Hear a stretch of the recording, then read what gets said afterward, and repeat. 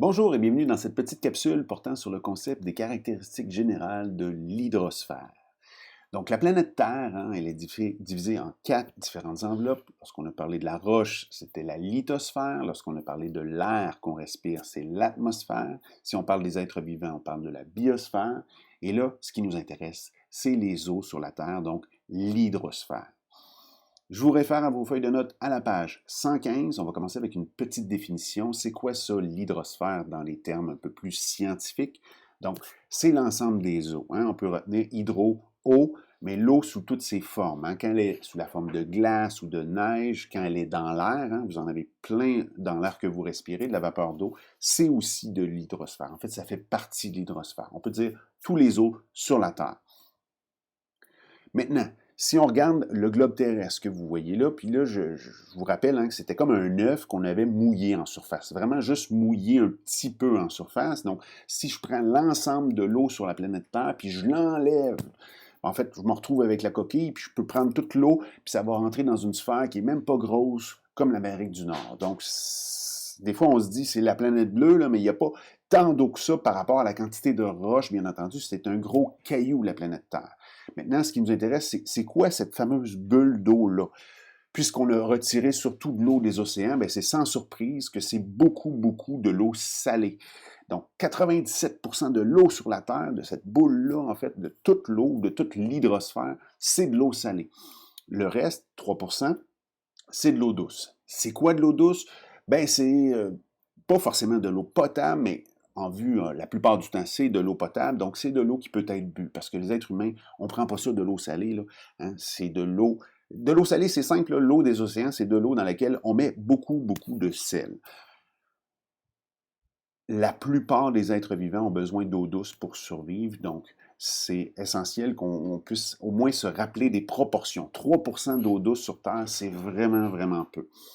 Donc, si on se met ça dans une espèce de graphique en pointe de tarte, comme on a souvent l'habitude pour montrer, dans le fond, les proportions, 97% d'eau salée, 3% d'eau douce, ça va bien plus loin que ça, puisque si on prend ce petit 3%-là d'eau douce sur la Terre, en réalité, de ce 3%, on peut le rediviser et on a 69% de ce 3% qui est sous la forme de glace ou de neige.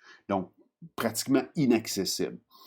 30% de ce 3% qui est sous la terre, encore une fois difficilement accessible, et finalement un seul pourcent de ce 3%-là qui est accessible en surface, lac, rivière, fleuve, etc. Donc, ce qui revient à dire, en fait, si on avait à l'illustrer, les proportions, là, 97% d'eau salée, c'est la grosse goutte que vous voyez juste là. Mais la petite goutte d'eau douce, il faudrait la diviser, puis on aurait même pas un 3, 10 millième de pourcent d'eau réellement accessible. Beaucoup de l'eau douce est sous la forme de glace. Vous devez retenir ça, là, du 3%, là, ça ne veut pas dire que c'est accessible. Donc, dans vos notes de cours, vous avez une espèce de carte dans laquelle je vous demande, je vous demande là, où est-ce qu'elle est l'eau douce sur Terre? Vous êtes en mesure de la repérer.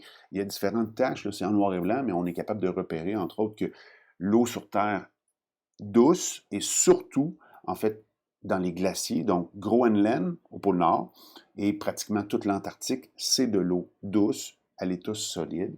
Mais on a aussi les grands lacs, heureusement, donc les grands lacs en Amérique du Nord, il y en a en Afrique, en Eurasie aussi, c'est de l'eau douce. Sinon, sur la Terre, toutes les autres eaux, presque, c'est de l'eau salée, pas réellement consommable, sans un traitement très énergivore, je devrais dire.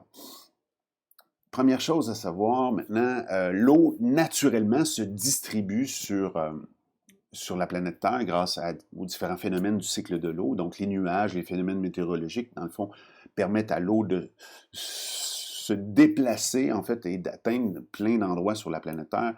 Heureusement pour nous, parce que l'eau, vous pouvez le noter dans le bas de vos notes de cours, c'est essentiel à toute forme de vie sur la planète Terre. Donc, l'eau essentielle à la vie et elle se distribue de manière naturelle. Finalement, pour comprendre, dans le fait, la distribution de l'eau, il y a une partie du cycle de l'eau qui comprend des échanges énergétiques. Je m'explique.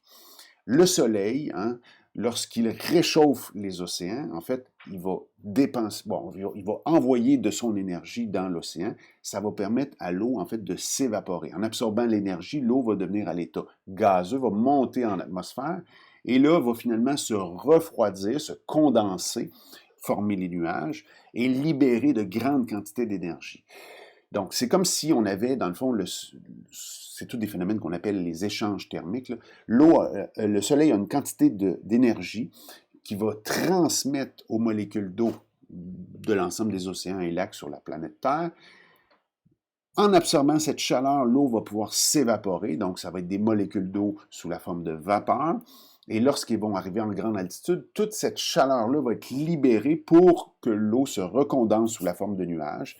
Ça permet donc de réchauffer une bonne partie de l'atmosphère grâce au cycle de l'eau, donc grâce à finalement une partie de...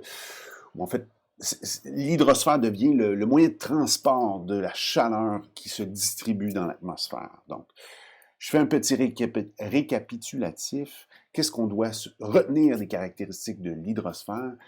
Première chose, que la majorité de l'eau sur Terre, elle est salée, 97%, que l'eau douce n'est pas forcément accessible, hein, rappelez-vous, hein, elle est surtout sous la forme de glace.